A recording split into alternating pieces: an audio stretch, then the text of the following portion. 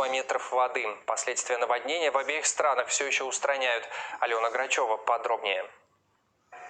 32 тысячи человек из Туркестанской области эвакуировали за 3 дня.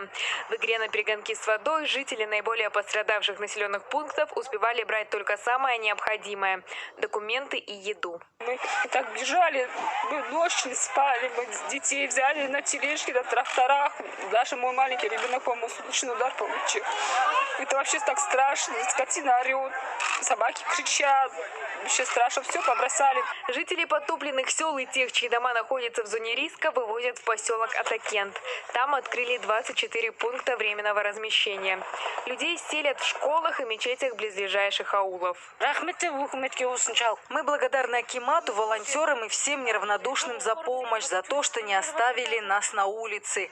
Предоставили еду, воду и даже игрушки детям. Конечно, хотим домой, но понимаем, что ничьей вины в этой катастрофе нет. Будем ждать.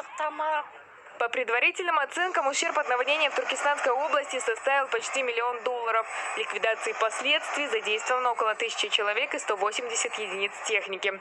Вокруг населенных пунктов сейчас возводят защитные дамбы.